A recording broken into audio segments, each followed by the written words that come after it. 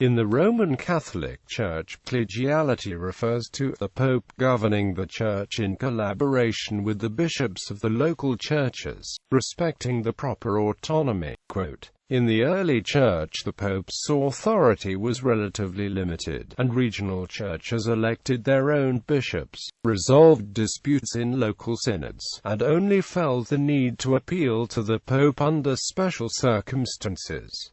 Historical development. During the 11th and 12th centuries, the papacy amassed considerable power as monastic reformers saw it as a way to counter corrupt bishops, while bishops saw it as an ally against the interference of secular rulers. As early as the 14th century, opposition to this centralization of papal authority had developed, with Bishop Guillaume Durand proposing at the Council of Vienne that local hierarchies and regional synods be strengthened. This opposition to centralization was tested when a group of cardinals, allied with secular rulers, called a council to resolve the Great Schism of the Western Church, in which several rivals had claimed to be pope. The councils of Pisa and Constance claimed authority to judge the popes, deposed various claimants, and elected Pope Martin V.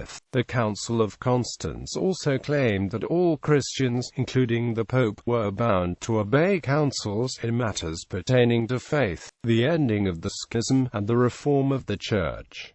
This claim was short-lived and the conciliar movement soon ran out of steam. The 19th and early 20th centuries, a period some church historians have called the long 19th century, saw a further consolidation of papal authority. In 1870 the First Vatican Council decreed the infallibility of the Pope's teachings, although during the council Cardinal Filippo Maria Guidi, O.P. of Bologna, objected that the Pope teaches in consultation with other bishops. A further addition to papal power took place in 1917, with the publication of a new code of canon law which gave the Pope universal power to appoint bishops, ignoring the traditional principle of free election of bishops. This system of appointments, coupled with modern communications and the system of papal nuncios who could override local decisions,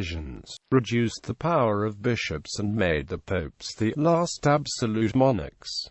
Vatican II and after, bishops who objected to this recent consolidation of papal authority proposed at the Second Vatican Council to use the traditional collegial model, to limit the centralizing tendencies of the Roman Curia, unlike the conciliarists, who had maintained that an ecumenical council was superior to the Pope. The advocates of collegiality proposed that the bishops only act with and under the Pope. Collegiality became one of the principal elements of the reform agenda and one of the primary points of conflict with the traditionalist minority at the council. The reformers did not see this as undermining church tradition, but as going back to the original practice of Peter and the College of the Apostles. The traditionalist minority, however, opposed collegiality as undermining the authority of the Pope and changing the Church from monarchical to Episcopalian. In 1964 the dogmatic Constitution on the Church Lumen Gentium set forth the general principle that the bishops formed a college, which succeeds and gives continuing existence to the College of the Apostles.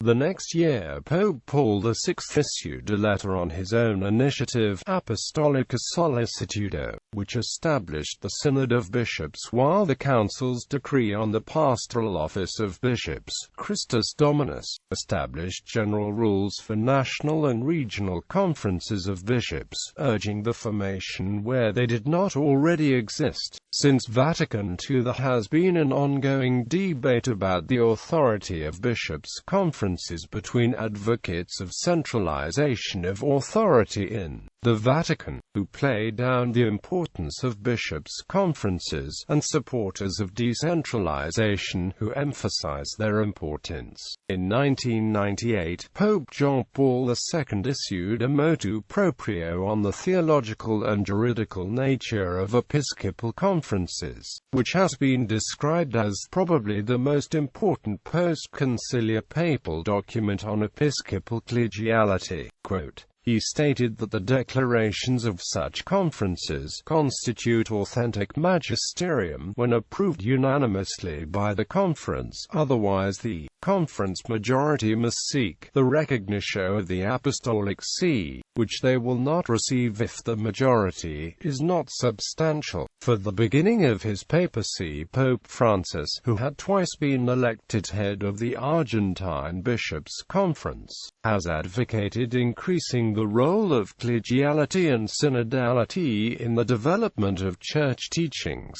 He put this concern into practice when he urged the Synod of Bishops to speak with parishes, that is, candidly, boldly, and without fear. Unlike the situation in earlier synods where officials of the Curia would rule out discussion of contentious issues, a further example is the unprecedented degree to which he drew on the teaching documents of 15 national bishops' conferences and 2 larger, regional conferences from Latin America and Asia for his encyclical on the environment, Laudato Si'. The Council of Cardinals plans to examine the themes of synodality and the healthy decentralization of the Church during its meeting of February 2016.